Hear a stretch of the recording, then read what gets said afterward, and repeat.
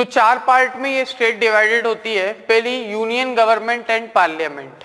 Union government and parliament मतलब दिल्ली में जो हमारी पार्लियामेंट है वो, ठीक है, उसके दोनों हाउसेस और यूनियन गवर्नमेंट। अभी प्रेजेंट में अगर देखें तो मैंने आपको पहले भी बताया कि हमारी एनडीए गवर्नमेंट है, ठीक है। तो एनडीए गवर्नमेंट जो है with prime minister mister Narendra Modi, ठीक है। नरेंद्र मोदी जी हमारे प्राइम मिनिस्टर हैं। एनडीए की हमारी गवर्नमेंट है वो क्या है, वो यूनियन गवर्नमेंट है और पार्लियामेंट है, ठीक है। उसके बाद state government and state legislature. For example अगर हम एमपी की बात करें, मध्य प्रदेश की बात करें, तो मध्य प्रदेश में शिवराज सिंह चौहान सीएम है और उनकी बीजेपी की गवर्नमेंट है, ठीक है, भारतीय जनता पार्टी की, ठीक। तो ये क्या हो गई, ये स्टेट गवर्नमेंट और स्टेट लेजिस्लेचर हो गई, ठीक। लोकल अथॉरिटीज, लोकल अथॉरिटीज में क्या आती हैं, लोकल अथॉरिटीज में जैसे कि आप अगर सिंपल टर्म्स में बात करें हम तो नगर निगम है ना, नगर पालिका, ये सब लोकल अथॉरिटीज में आ जाती हैं, जो लोकल लेवल पे एक अथॉरिटी होती है। और other authorities will be considered as an state when. तो ठीक है, अब ये तीन हमने बात कर ली, लोकल अथॉरिटी, अदर अथॉरिटीज की क्या डेफिनेशन है। तो अदर अथॉरिटीज हम उनको मानते हैं, अदर अथॉरिटीज वो कहलाती हैं जिनके पास पावर होती है टू मेक लॉ, ठीक है, और दूसरा उनके पास पावर होती है टू एनफोर्स लॉ। कौन कौन सी पावर उनके पास होती है, to make law and to enforce law. भाई जब वो मेक लॉ, अगर वो लॉ बना रहे हैं, लॉ को इन्फोर्स कर रहे हैं, तभी तो उसी से किसका फंडामेंटल राइट का वायलेशन होगा। वो फंडामेंटल, जैसे अदर अथॉरिटीज में इसके बहुत से केसेस हैं, जैसे कि कभी कभी यूनिवर्सिटी अदर अथॉरिटी में आ जाती है, ठीक है। बीसीसीआई को अदर अथॉरिटी स्टेट मानने से माना गया। तो ऐसी बहुत से केसेस है, वो अभी हमें नहीं पढ़ना है, वो जब आप लॉ स्कूल में पहुंच जाएंगे तो आपके प्रोफेसर आपको पढ़ा देंगे। तो अदर अथॉरिटीज बेसिकली अभी आप ये समझ लीजिए कि आर्टिकल 12 में ये सारी चीजें होती है, ठीक है। चलिए आगे बढ़ते हैं और बात करते हैं आर्टिकल 13 की। तो आर्टिकल 13 क्या बोलता है, आर्टिकल 13 बोलता है कि laws inconsistent with or in derogation of the fundamental rights, ऐसे लॉज जो फंडामेंटल राइट्स के डेरोगेटरी हैं, फंडामेंटल राइट्स के अगेंस्ट है, उससे इनकंसिस्टेंट हैं, उसके पैरेलली काम नहीं कर रहे हैं, उसके खिलाफ जाकर के काम कर रहे हैं, उनके साथ क्या किया जाएगा। तो उसके बारे में लिखा है कि any law made before the commencement of this constitution and is in contradiction of part 3 then will be void to the extent of such inconsistency. अगर भैया कोई भी जो एक्ट है, जो लॉ है, वो कमेंसमेंट इस कॉन्स्टिट्यूशन के कमेंसमेंट के पहले बना था। कमेंसमेंट कब हुई थी, 26 जनवरी 1950। 26 जनवरी 1950 से पहले अगर कभी वो बना था, और वो अब भाई 26 जनवरी 1950 को क्या आ गया, कॉन्स्टिट्यूशन आ गया। तो कॉन्स्टिट्यूशन आ गया तो क्या आ गया, पार्ट 3 भी एनफोर्सिएबल हो गया, ठीक है। तो ये पार्ट 3 अगर एनफोर्स हो गया तो अब क्या हुआ, अब ये हुआ कि भैया फंडामेंटल राइट से जो भी आज तक एक्ट चले आ रहे थे 1950 तक, 1950 तक, वो इनकंसिस्टेंट होंगे, तो वो एक्ट उस एक्सटेंट तक क्या हो जाएंगे, वॉइड हो जाएंगे। किस एक्सटेंट तक, एक्सटेंट ऑफ सच इनकंसिस्टेंसी, जितना हिस्सा, जितने सेक्शंस, जितने प्रोविजंस उस एक्ट के, उस लॉ के फंडामेंटल राइट्स के वायलेशन में हैं, उनके साथ क्या किया जाएगा, उन्हें वॉइड करार दिया जाएगा, ठीक। चलिए अब बात करते हैं और सेकंड प्रोविजन की देख लेते हैं। The state shall not make any law which takes away the fundamental right, and any law made in contravention shall be void to the extent of the contravention। भैया अब स्टेट कोई भी ऐसा law बनाएगी नहीं, ठीक है, जो क्या हो, इन कॉन्ट्रावेंशन ऑफ फंडामेंटल राइट हो, और अगर ऐसा कोई एक्ट स्टेट बनाती है तो उतना एक्ट उसका वॉइड माना जाएगा। वो चाहे तो उतना पार्ट हटा के बाकी का लॉ इन्फोर्स कर सकती है, पर जितना लॉ, जितना प्रोविजन उस एक्ट का फंडामेंटल राइट के वायलेशन में है वो क्या माना जाएगा, वो वॉइड माना जाएगा।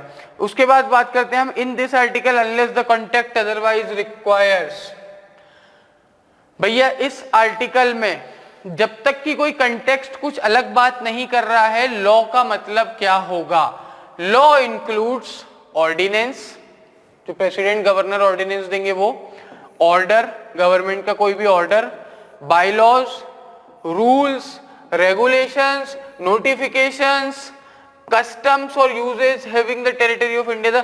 भाई ऐसे कस्टम और ऐसे यूसेज, ऐसे कस्टम्स और ऐसे यूसेज जिनको इंडिया में एक लॉ का महत्व दिया जाता है, जिन्हें इंडिया में लॉ माना जाता है, वो सभी क्या होंगे, वो सभी लॉ के अंडर आएंगे। तो लॉ क्या क्या इंक्लूड कर रहा है, एक बार जल्दी से देखेंगे। ऑर्डिनेंस लॉ होता है, गवर्नमेंट का ऑर्डर लॉ होता है, जो बायलॉज बनाते हैं अथॉरिटीज वो लॉ होता है, रूल्स, रेगुलेशन, नोटिफिकेशन जो भी गवर्नमेंट निकालती है, जो भी स्टेट निकालती है, जो भी स्टेट के द्वारा हम पे दिया जाता है, हमें थोपा जाता है, वो क्या होता है, वो एक लॉ होता है। अब बात करते हैं लॉ इन फोर्स।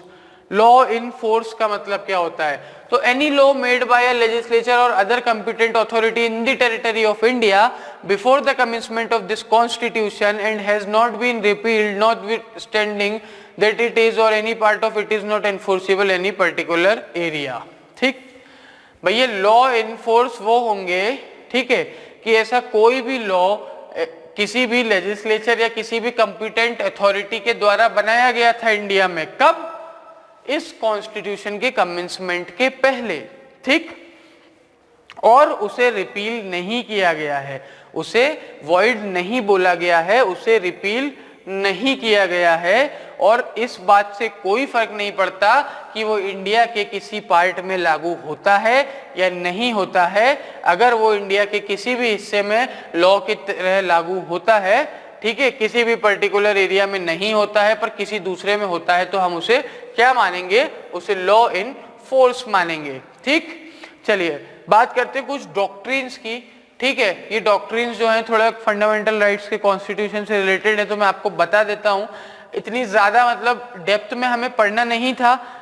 अगर हम लॉ एंट्रेंस एग्जाम के पर्सपेक्टिव से देखें तो, लेकिन मैं आपको ये सारी चीजें इसलिए बता रहा हूं क्योंकि ये फंडामेंटल राइट्स है और आजकल दिन ब दिन एग्जाम्स टफ होते जा रहे हैं, तो किसी का कोई भरोसा नहीं है क्वेश्चन कहां से आ जाए। तो कुछ हल्की फुल्की नॉलेज हमें हर हिस्से की होनी चाहिए। चलिए, तो अपनी कान बिल्कुल खुले रखिए और कान बिल्कुल यहाँ पे नजरें गड़ाए रखिए और हम आपको बताएंगे अब doctrine of eclipse. Doctrine of eclipse क्या होता है इस बारे में हम बात करेंगे। तो any law which was in force before the commitment of this constitution and becomes contradictory of constitutional provision will be declared as void. इतनी देर से जो हम बात कर रहे हैं वही बात है कि भैया अगर कॉन्स्टिट्यूशन के कमेंसमेंट से पहले कोई भी लॉ इन्फोर्सेबल था और जब कॉन्स्टिट्यूशन आया तो वो डेरोगेटरी हो गया कॉन्स्टिट्यूशनल प्रोविजंस पे, ना ही सिर्फ फंडामेंटल राइट, कोई भी प्रोविजन के खिलाफ हो गया तो वो क्या हो जाएगा, वो वॉइड हो जाएगा। ठीक, after this is the constitution. ठीक है, अब क्या होता है कि मान लीजिए वो तो वॉइड हो गया, डिक्लेयर वॉइड कर दिया उसे, लेकिन उसके बाद कॉन्स्टिट्यूशन में कुछ अमेंडमेंट हुए और अमेंडमेंट कुछ इस तरीके से हुए कि वो लॉ है वो वापस वैलिड बन गया। ठीक, then the law becomes valid as per the amended constitution. ठीक, तो क्या होगा, the amended law, the said law can come back in force, उसे वापस इन फोर्स लाया जा सकता है। क्या किया जा सकता है, उसे वापस इन्फोर्सिबल बनाया जा सकता है। तो यही होती है डॉक्ट्रिन ऑफ एक्लिप्स। एक्लिप्स का मतलब होता है ग्रहण। तो ग्रहण में क्या होता है, कुछ देर के लिए सूरज और चंद्रमा पे बिल्कुल दूसरे जो प्लैनेट्स थे उनके कारण वो बिल्कुल छुप जाता है और छुप के और थोड़ी देर बाद निकल आता है, क्योंकि जब उसके सिचुएशन उसके अकॉर्डिंग हो जाती है। तो यहाँ पे क्या हो रहा है, यहाँ पे यही हो रहा है ना कि जब सिचुएशन अकॉर्डिंग नहीं थी तो वो छुप गया और जब सिचुएशन अकॉर्डिंग हो गई तो वापस निकल आया। यही आपकी डॉक्ट्रिन ऑफ एक्लिप्स है। ठीक, अब बात करते हैं हम doctrine of judicial review. Doctrine तो नहीं है, judicial review is a pure concept.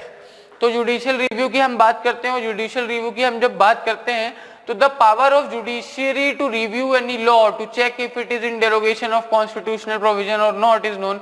भाई कोई भी लॉ बनता है तो जुडिशरी के पास ये पावर है कि वो चेक कर सकती है कि वो जो बनाया गया है लॉ गवर्नमेंट के द्वारा वो क्या फंडामेंटल राइट्स या किसी भी कॉन्स्टिट्यूशनल प्रोविजन के डेरोगेशन में तो नहीं है, क्या वो किसी कॉन्स्टिट्यूशनल प्रोविजन के अगेंस्ट तो नहीं है। और ये जो पावर है चेक करने की, इसे हम कहते हैं जुडिशियल रिव्यू। ये सुप्रीम कोर्ट के पास होता है, power is with the supreme court, और कुछ कुछ पावर अंडर 226 हाई कोर्ट को भी दी है। ये 226 क्या है, ये आर्टिकल है, आर्टिकल 226 में कुछ पावर, यही पावर हाई कोर्ट को भी दी गई है। तो ये हुआ भैया आपका जुडिशियल रिव्यू। अब हम बात करते हैं doctrine of severability. When any law gets enacted and some of its part becomes contradictory of the constitution then only such part become void and not the whole law. समझिए इस चीज को। कोई लॉ आया, ठीक, मान लीजिए एक लॉ आया, ठीक है, कितने सेक्शन है उसमें, 200 सेक्शंस, ठीक। अब वो 200 सेक्शंस में से कितने सेक्शंस जो हैं वो कॉन्ट्राडिक्शन में है, मान लीजिए 25 सेक्शंस, ठीक। 25 सेक्शन जो हैं, ठीक है, वो सेक्शन क्या है, वो in contradiction to fundamental rights या फिर कॉन्स्टिट्यूशनल प्रोविजंस पे हैं। तो भैया वो 25 सेक्शन ही वॉइड होंगे, बाकी 175 सेक्शन जो हैं वो वैसे के वैसे ही चलते रहेंगे, ठीक है। कितने सेक्शंस वॉइड होंगे, 25 सेक्शन, क्योंकि वो 25 कॉन्ट्राडिक्शन में है कॉन्स्टिट्यूशन के, बाकी 175 का कुछ गलती नहीं है। गेहूं के साथ घुन नहीं पिसेगा, घुन अलग रख दिया जाएगा, सिर्फ गेहूं ही गेहूं पिसेगा और प्योर आटा खाया जाएगा। चलिए, तो डॉक्ट्रिन ऑफ वेवर की बात करते हैं इसके बाद। According to this doctrine no person has the liberty to waive of his fundamental right. भैया डॉक्ट्रिन ऑफ वेवर क्या बोलती है, डॉक्ट्रिन ऑफ वेवर बोलती है कि किसी भी पर्सन के पास ये लिबर्टी नहीं है कि वो अपने फंडामेंटल राइट्स को वेव ऑफ कर दे। आप ये नहीं बोल सकते कि रख लीजिए अपने फंडामेंटल राइट्स, मुझे नहीं चाहिए, आपको लेने ही पड़ेंगे। अगर आप इंडियन सिटीजन हैं या इंडियन पर नॉन सिटीजन भी अगर आप हैं, और नॉन सिटीजन को भी जो fundamental rights Indian constitution grant करता है तो वो आपको लेना पड़ेगा, आप मना नहीं ना कर सकते हैं। चलिए, ठीक है, तो ये हुआ आपका डॉक्ट्रिन ऑफ वेवर। अब हम बात करते हैं पहले राइट की, जिसका नाम है राइट टू इक्वलिटी। आर्टिकल 14 में ये आता है राइट। इसके बारे में हम बात करते हैं कि भैया राइट टू इक्वलिटी होता क्या है। चलिए आगे बढ़ते हैं और समझते हैं आर्टिकल 14 को। तो आर्टिकल 14 की हम बात कर रहे थे, तो आर्टिकल 14 हमारा क्या बोलता है कि the state shall not deny any person. State shall not, मैंने आपको पहले भी बोला था कि कुछ नेगेटिव कंसेप्ट इसमें आएंगे, तो ये किस फॉर्म में है, ये इस फॉर्म में है। जब हम देखेंगे तो ये किस फॉर्म में है भैया, बताइए, आप सभी को बोलना पड़ेगा, कोई डाउट नहीं होना चाहिए बच्चों। तो ये नेगेटिव फॉर्म में है, ठीक है, ये नेगेटिव फॉर्म में है, ये नेगेटिव लिखा हुआ है। आई होप आप लोग कंफ्यूज नहीं होंगे।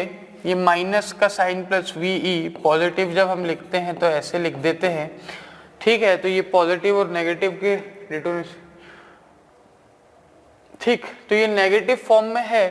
क्या है नेगेटिव फॉर्म में, ये राइट नेगेटिव फॉर्म में है। और इसमें जो कॉन्स्टिट्यूशन है वो क्या बोल रहा है कि स्टेट को बोल रहा है कि it shall not deny any person, the state shall not deny any person equality before law and equal protection of law with in the territory of India. तो क्या होगा कि लॉ है, लॉ के सामने सभी समान है, चाहे वो प्रेसिडेंट हो, प्राइम मिनिस्टर हो, मैं हूं, आप हो, गवर्नर हो, एमएलए हो, एमपी हो, कोई बड़ा बिजनेसमैन हो, एक भिखारी हो, कोई राजा हो चाहे कोई मंत्री हो, कोई चोर हो चाहे कोई पुलिस वाला हो, सभी के लिए लॉ सेम है, सब लॉ के सामने इक्वल है। दूसरी चीज, इक्वल प्रोटेक्शन ऑफ लॉज। जो लॉ हैं जो हमें प्रोटेक्ट करने के लिए बने गए हैं, तो सबको उससे इक्वल प्रोटेक्शन मिलेगा, किसी को भी अलग से कोई प्रोटेक्शन नहीं मिलेगा। कुछ एक्सेप्शंस इसमें आएंगे जिनके बारे में हम आगे बात करेंगे, लेकिन जो भी प्रोटेक्शन है सभी हर सिटीजन को क्या मिलेगा, हर पर्सन को इक्वल मिलेगा। कैसा मिलेगा? इक्वल मिलेगा बच्चों। तो आई होप यहां तक आप समझ गए होंगे। अगर कोई भी दिक्कत आपको आ रही है तो आप बिल्कुल हमारे पोर्टल पे आके हमसे पूछ सकते हैं, ठीक है। तो भाई चलिए अब बात करते हैं रूल ऑफ लॉ की। बेसिकली रूल ऑफ लॉ होता क्या है? तो सबसे पहले मैं आपको बताता हूं कि डाइसी का रूल ऑफ लॉ क्या कहता है। डाइसी जो है उनका रूल ऑफ लॉ क्या कहता है? उनका रूल ऑफ लॉ कहता है कि सुप्रीमेसी होनी चाहिए किस चीज की? लॉ की। किसकी सुप्रीमेसी होगी? लॉ की सुप्रीमेसी होगी, ठीक। इक्वालिटी होगी किसके सामने? लॉ के सामने। ये जो हमारा कंसेप्ट है ये equality before law. And constitution should be the consequences of law. जो कॉन्स्टिट्यूशन है किसी भी कंट्री का, वो किसके कॉन्सिक्वेंसेस होने चाहिए? कॉन्स्टिट्यूशनल प्रोविजंस जो होंगे वो किसके कॉन्सिक्वेंसेस से बनेंगे? लॉ के कॉन्सिक्वेंसेस से बनेंगे। लेकिन हम इंडिया में ऐसा नहीं मानते हैं, और इंडिया में हम क्या मानते हैं? जो इंडियन रूल ऑफ लॉ हमारा है वो क्या कहता है कि लॉ की सुप्रीमेसी होगी, ठीक है डाइसी साहब, इक्वलिटी बिफोर लॉ भी होगा, लेकिन law shall be the consequences of constitution. जो लॉ बनेंगे इंडिया में वो कॉन्स्टिट्यूशन के कॉन्सिक्वेंसेस से बनेंगे, वो कॉन्स्टिट्यूशनल प्रोविजन से एडहेयर करते हुए बनेंगे, ना कि कॉन्स्टिट्यूशन जो है वो लॉ को देखते हुए बनेगा। तो क्या कौन? लॉ कॉन्स्टिट्यूशन को देखते हुए बनेगा, ठीक। अब हम बात करते हैं इक्वल प्रोटेक्शन ऑफ लॉज की, ठीक। ये तो बात कर ली हमने इक्वलिटी बिफोर लॉ की, ठीक। अब हम बात करते हैं इक्वल प्रोटेक्शन ऑफ लॉज की। Equal should be treated equal. जो इक्वल हैं वो इक्वली ट्रीट किए जाएंगे, ठीक। अब कौन इक्वल है और कौन इक्वल नहीं है ये कौन डिसाइड करेगा? इसका क्लासिफिकेशन करेगी स्टेट, इसका क्लासिफिकेशन करेगी आपकी गवर्नमेंट, ठीक। Classifications of who are equal and who are not is done by state. State can make classification but cannot make a separate class of people under Article 14. State क्या कर सकता है? State एक classification करता है कि कौन इक्वल्स हैं कौन अनइक्वल्स हैं, लेकिन स्टेट एक सेपरेट क्लास क्रिएट नहीं कर सकता, एक क्लास ऑफ पीपल क्रिएट नहीं कर सकता अंडर आर्टिकल 14, ठीक है। वो सिर्फ क्लासिफिकेशन कर सकता है, और ये क्लासिफिकेशन जो है वो किस पे बेस्ड रहेगा? वो बेस्ड रहेगा इंटेलिजिबल डिफरेंशिया पे। इंटेलिजिबल डिफरेंशिया पर ये बेस्ड रहेगा, ठीक है। And classification at the object of classification should be logically connected. Intelligible differentia का मतलब क्या होगा कि जो क्लासिफिकेशन किया गया है और जिस बेसिस पे क्लासिफिकेशन किया गया है वो दोनों लॉजिकली कनेक्टेड होने चाहिए, ठीक। जब हम ग्राउंड्स ऑफ क्लासिफिकेशन की बात करते हैं तो कौन कौन से ऐसे ग्राउंड्स होते हैं क्लासिफिकेशन के? तो क्लासिफिकेशन के ग्राउंड्स होते हैं, पहला होता है जियोग्राफिकल पोजीशन। भाई जियोग्राफिकल पोजीशन से भी क्लासिफाई, जैसे अंडमान एंड निकोबार आइलैंड में जो ट्राइब्स रहती है उन्हें गवर्नमेंट ने क्लासिफाई कर रखा है, तो वो किस पोजीशन पे? ज्योग्राफिकल पोजीशन के हिसाब से उन्हें क्लासिफाई कर सका है। कभी कभी स्टेट के फेवर में भी क्लासिफाई करना पड़ता है ऑन बेसिस ऑफ टैक्स। जैसे भाई कुछ लोग 30% देंगे, कुछ लोग 20% देंगे, कुछ 10% देंगे, कुछ क्या होंगे? फुली एग्जेम्प्टेड होंगे टैक्स से, ठीक। तो ये क्या होता है? ये on the basis of tax क्या क्लासिफिकेशन होता है। फिर कभी कभी एडमिनिस्ट्रेटिव अथॉरिटी के फेवर में भी क्लासिफिकेशन करना पड़ता है और ऑन बेसिस ऑफ एजुकेशन भी क्लासिफिकेशन होता है। मतलब कि मान लीजिए अगर आपको किसी को आईएएस ऑफिसर बनाना है तो आप एक 8th पास आदमी को तो नहीं बना सकते। हाँ, मिनिस्टर आप एक 5वीं पास आदमी को भी बना सकते हैं, लेकिन आईएएस ऑफिसर नहीं बना सकते हैं। तो ये हमारी कंट्री का दुर्भाग्य है कि हमारे मिनिस्टर जो हैं वो बिना पढ़े लिखे भी हो सकते हैं। खैर छोड़िए, उस डिबेट में अभी हमें नहीं जाना है। हम ये बात कर रहे हैं कि आईएएस जो है वो 8th पास भी नहीं हो सकता है, उसके लिए एक डिग्री जरूरी होती है, एक एग्जाम क्लियर करना पड़ता है। तो जो लोग आईएएस बनते हैं वो एक अलग क्लासिफिकेशन होता है उन लोगों का, और किस बेस पे होता है, उनकी एजुकेशन की बेस पे होता है। एक पर्सन भी एक क्लास हो सकता है, जैसे कि प्रेसिडेंट, प्रेसिडेंट जैसा कोई नहीं, ठीक, या फिर स्टेट में गवर्नर, ये एक ही पर्सन है और ये पूरी पर्सन एक क्लास को रिप्रेजेंट करते हैं, ठीक। तो क्या होता है कि if there is a single person whose position is different from rest, एक ऐसा पर्सन है जो पूरी कंट्री से अलग जिसकी पोजीशन है, then classification can be done in favour of that person under article 14, उसके फेवर में आर्टिकल 14 में ये क्लासिफिकेशन हो सकता है। चलिए अब आर्टिकल 13 की जब हम बात कर रहे थे तो आर्टिकल 13 का पर्पस बेसिकली होता क्या है? Article to maintain supremacy of constitution and to safeguard the fundamental rights. भैया फंडामेंटल राइट्स को सेफगार्ड करना है और कॉन्स्टिट्यूशन की सुप्रीमेसी बनाए रखना है, इसलिए आर्टिकल 13 ये बोलता है कि कोई भी लॉ जो डेरोगेशन में होगा वो क्या हो जाएगा, वो हो जाएगा आपका inconsistent with the fundamental rights और दी कॉन्स्टिट्यूशन। अगर होगा तो वो क्या हो जाएगा, वो हो जाएगा आपका वॉइड। चलिए आर्टिकल 15 के बारे में बात करते हैं। एक बार आप सभी लोग आर्टिकल 15 को देख लीजिए कि ये क्या कहता है, उसके बाद मैं आपको समझाता हूं कि ये क्या कहना चाह रहा है।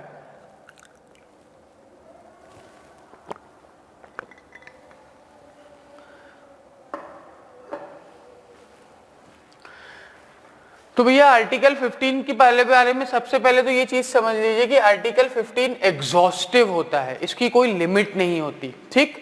आर्टिकल 15 जो है वो एग्जॉस्टिव है, उसकी कोई लिमिट नहीं होती, ठीक है। और ये जो राइट है ये किसके लिए है, सिर्फ और सिर्फ सिटीजन के लिए है, ये नॉन सिटीजन मतलब कि पर्सन्स के लिए नहीं है। आर्टिकल 15 का क्लॉज 1 बोलता है state and Indian citizen should not discriminate any person on grounds of. देखिए कॉन्स्टिट्यूशन में ये ऐसा नहीं लिखा हुआ है, लेकिन यहाँ पे मैं आपको समझाने के लिए बिल्कुल विस्तार में बिल्कुल एलेबोरेट करके लिख रहा हूं कि state and Indian citizen should not discriminate any person on grounds of. हाँ भाई, स्टेट और जो हमारे सिटीजन है वो किसी दूसरे पर्सन को किन ग्राउंड्स पर डिस्क्रिमिनेट नहीं करेंगे। तो भैया ये भी किस फॉर्म में हुआ, ये राइट भी हुआ आपका नेगेटिव फॉर्म में कि कॉन्स्टिट्यूशन स्टेट और सिटीजन को मना कर रहा है कि this should not, they shall not, shall होगा यहाँ पे कि they shall not discriminate any person on ground of religion, race, sex, caste, place of birth. इन 5 बेसिस पे आप जो है किसी को डिस्क्रिमिनेट नहीं करेंगे। फिर 15 के क्लॉज 2 क्या बोलता है कि no citizen shall discriminate any person, कोई भी सिटीजन किसी भी पर्सन को डिस्क्रिमिनेट नहीं करेगा, ठीक है। कैसे, ठीक, for using places of public entertainment, भाई पब्लिक एंटरटेनमेंट की प्लेसेस यूज करने से मना नहीं करोगे। For using public places like ponds, wells, मंदिर, मस्जिद, गुरुद्वारा एक्सेट्रा, ठीक है। पब्लिक प्लेसेस जो भी हैं उनको भी आप या रिलीजियस प्लेसेस को यूज करने से मना नहीं करोगे। क्लॉज 3 बोल रहा है कि state can make special provision for women and children, state के पास पावर है कि वो क्या करेगा, वो वुमेन एंड चिल्ड्रन के लिए। ये बाद में सारी चीजें अमेंड हुई हैं और अमेंड कर करके जोड़ी गई हैं, तो इसमें बोला जा रहा है कि state can make special provision for women and children. तो भैया वुमेन एंड चिल्ड्रन के बारे में स्पेशल प्रोविजन कहाँ पे दिया गया है, अगर राइट टू इक्वालिटी में आपसे पूछा जाए तो आप बताएंगे कि आर्टिकल 15 क्लॉज 3 में बताया गया है कि राइट टू इक्वालिटी के अंडर ये वुमेन एंड चिल्ड्रन के लिए स्पेशल प्रोविजन बनाए जा सकते हैं। उसके बाद आर्टिकल 15 का क्लॉज 4 क्या बोल रहा है? बोल रहा है कि state can make special provision for socially and educationally backward classes, schedule caste and schedule tribe. ठीक, तो अगर SC ST एंड सोशली और एजुकेशनल बैकवर्ड क्लासेस के बारे में पूछे तो बता दीजिएगा कि हमारे सर ने बताया था कि 15 क्लॉज 4 में, आर्टिकल 15 क्लॉज 4 में ये चीज बताई गई है। 15 क्लॉज 5 क्या बोलता है कि state can make special provision for reservation in educational institution for socially and educationally backward classes, schedule caste and schedule tribes. भैया एजुकेशनल इंस्टीट्यूट में जब हम रिजर्वेशन की बातें करते हैं तो वो कहाँ दी हुई है? वो आर्टिकल 15 क्लॉज 5 में दी हुई है। फिर आर्टिकल 15 क्लॉज 6 की जब हम बात कर रहे हैं तो उसमें क्या बोला गया है कि state can make special provision for economically weaker section other than classes given in clause 4 and 5। Clause 4 and 5 अभी जो अमेंडमेंट हुआ था 1-2 साल पहले, ये आर्टिकल 15 क्लॉज 6 में दिया हुआ है कि जो इकोनॉमिकली वीकर सेक्शंस हैं उनके लिए भी कुछ रिजर्वेशन जो है वो रहेगा। रिजर्वेशन नहीं, कुछ स्पेशल प्रोविजन। और आर्टिकल 15 क्लॉज 6 के सब क्लॉज बी में क्या बोला है? रिजर्वेशन इन एजुकेशनल इंस्टीट्यूट कितना परसेंट? मैक्सिमम 10% स्टेट बना सकता है। किसके लिए? इकोनॉमिकली वीकर सेक्शन के लिए, other than classes given in clause 4 and clause 5। ठीक, note article 16 clause 4 is the first article which talk about reservation in state services। ठीक है भैया, ये आप बिल्कुल याद रखिएगा कि article 16 clause 4 is the first article which talks about reservation in state services। ठीक, ये आपके लिए बहुत ही इंपॉर्टेंट है, ये अगर पूछा जाए तो बिल्कुल याद रखिए। ठीक है, वैसे इतना डेप्थ में नहीं पूछा जाता है बट फिर भी क्वेश्चन कहीं से भी बन सकता है, तो हमें ये याद रखना है। वैसे भी आपकी जनरल नॉलेज के लिए भी ये अच्छी चीज है। आर्टिकल 16 क्या कह रहा है? आर्टिकल 16 का क्लॉज 1 कह रहा है कि state should provide equal opportunity to every citizen in matters relating to employment to on office under state. तो आर्टिकल 16 हमारा क्या बोल रहा है? आर्टिकल 16 बोल रहा है कि state should provide equal opportunity to every citizens in matters relating to employment in any office under state. State का कोई भी ऑफिस अगर होगा तो उसमें सभी लोगों को इक्वल अपॉर्चुनिटी प्रोवाइड करेगा। कौन प्रोवाइड करेगा? स्टेट प्रोवाइड करेगा। अब देखिए ये कैसा कंसेप्ट हुआ? ये एक पॉजिटिव कंसेप्ट हुआ कि कुछ करने को कहा जा रहा है स्टेट को, कुछ ना करने को नहीं कहा जा रहा है। तो स्टेट क्या प्रोवाइड करेगा? अपॉर्चुनिटी प्रोवाइड करेगा हर सिटीजन को in matters relating to employment in any office under state. Second जो बोल रहा है भैया state should not discriminate any citizen on the basis of race, caste, sex, place of birth, religion, place of residence, descent. State भी जो है किसी को डिस्क्रिमिनेट नहीं करेगा। किस बेसिस पे? किसी की रेस पे, कास्ट पे, सेक्स पे, प्लेस ऑफ बर्थ पे, रिलीजन पे, प्लेस ऑफ रेसिडेंस पे, डिसेंट पे, एक्सेट्रा। इन सारी चीजों पे कोई भी उसे डिस्क्रिमिनेट नहीं करेगा। तीसरी चीज ये बोल रहा है कि भैया parliament by law can give power to state or any authority to make special provisions on basis of place of residence. Parliament किसी भी स्टेट को पावर दे सकती है कि वो, या किसी अथॉरिटी को पावर दे सकती है कि वो प्लेस ऑफ रेसिडेंस के बेसिस पे कुछ स्पेशल प्रोविजंस बना सके। ठीक है, जैसे कि कहीं कहीं किसी एग्जाम में किसी एजुकेशनल इंस्टीट्यूट में डोमिसाइल का कोटा होता है कि सपोज करिए national law institute university Bhopal में कुछ रिजर्वेशन होता है एमपी के डोमिसाइल लोगों के लिए, तो वो प्लेस ऑफ रेसिडेंस पे उन्हें क्लासिफाई किया गया है। ठीक है, उसके बाद चौथा जो अभी हमने नोट में भी बात करी कि state can make special provision of reservation in state services. State special provision बना सकता है स्टेट सर्विसेज में रिजर्वेशन के लिए। किन लोगों के लिए? फॉर बैकवर्ड क्लासेस जो कि उस सर्विस में एडिक्वेटली रिप्रेजेंटेड नहीं है। ऐसे लोगों के लिए स्टेट क्या कर सकता है? एक क्या बना सकता है? रिजर्वेशन का क्राइटेरिया, रिजर्वेशन का स्पेशल प्रोविजन बना सकता है और उनको एडिक्वेटली वहां पे रिप्रेजेंट करने के लिए क्या कर सकता है? प्रोविजंस बना सकता है। चलिए, तो ये हुआ आर्टिकल 16 की बात। एक बार इसे जल्दी से रीड करेंगे और जल्दी से रीड करने के बाद हम आगे बढ़ेंगे। तो जल्दी से रीड कर लीजिए, मैं आपके सामने से हट जाता हूं ताकि आप उसे रीड कर पाए। चलिए, तो ये हुआ आर्टिकल 16। अब इसके बाद हम बात करेंगे आर्टिकल 17 की, जो अनटचेबिलिटी की बात करता है। तो आर्टिकल 16 तक आई होप आप लोगों को समझ में आ गया होगा, किसी को भी कोई भी परेशानी नहीं होगी। तो अब आगे बढ़ते हैं और बात करते हैं आर्टिकल 17 की। चलिए तो आगे बढ़ते हैं। समझ अभी तक जो भी हमने पढ़ा है आई होप आप सभी को समझ में आया होगा। तो अब आर्टिकल 17 की बात करते हैं, आगे बढ़ते हैं। चलिए